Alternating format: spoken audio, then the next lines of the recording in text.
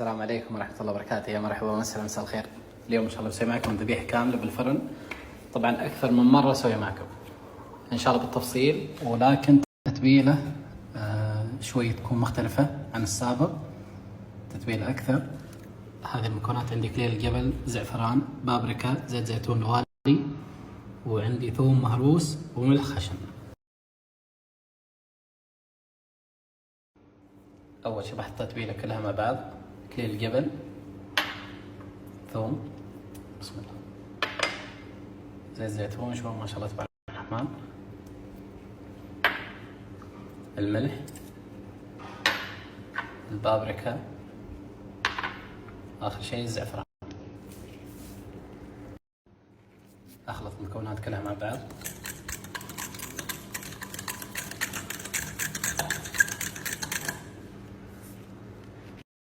هذه التتبيلة شوفوا ما شاء الله تبارك الرحمن، على طول أحطها فوق الذبيحة.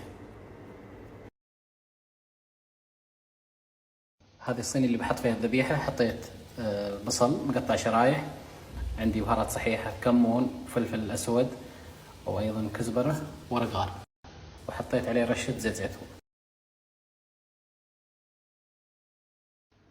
أول شي بحط عليه ورق زبدة،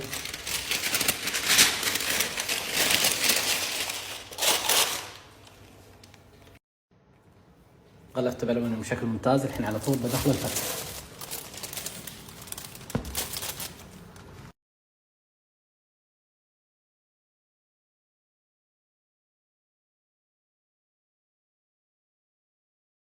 مكونات المعكرونة عندي: طماطم، بصل، فلفل رومي، كلهم لازم يكونوا مقطعات بشكل صغير.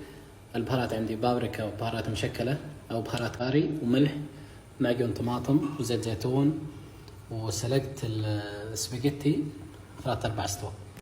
حطيت زيت زيتون كمية رايحة. الحين بنزل بصل، فلفل رومي، أقر مع البصل والفلفل بحط الطماطم، بحط معجون الطماطم، البهارات والملح، حطيت شوية ماي. الحين بنزل المعكرونة، حركت لمدة 3 دقائق، خلاص كذي صارت جاهزة. إن شاء الله الحين بسوي بشاور. حطيت سمن وشحم، وعندي بهارات صحيحة كل الأنواع مع البصل.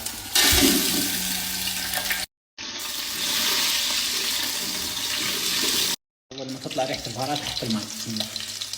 بحط مقدار الملح.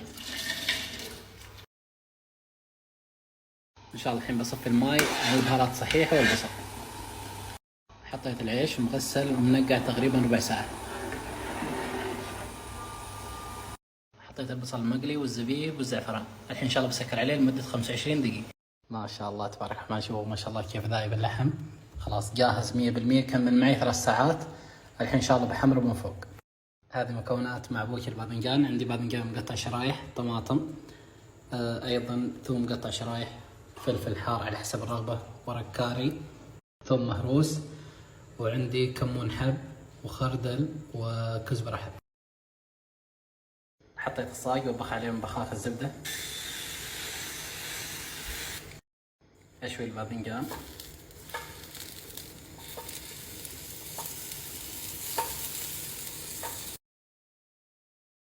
شوفوا تبارك الرحمن، هذا التحمير المناسب.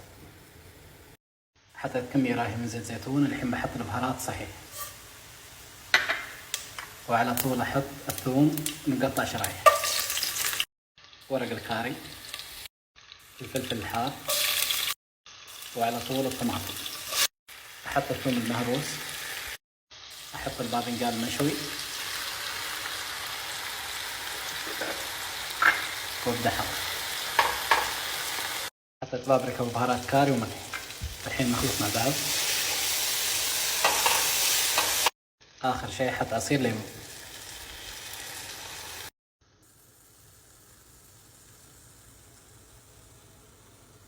ما شاء الله تبارك الرحمن، هذه الذبيحة الله يطول عمركم بعد التحمير. خلاص كذي جاهزة.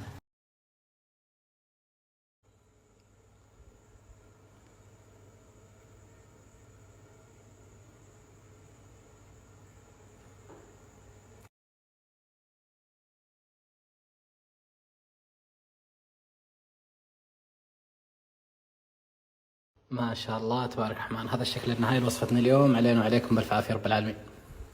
شوفوا ما شاء الله اللحم كيف ذايب. خليني اوريكم حبة عيش الوزين.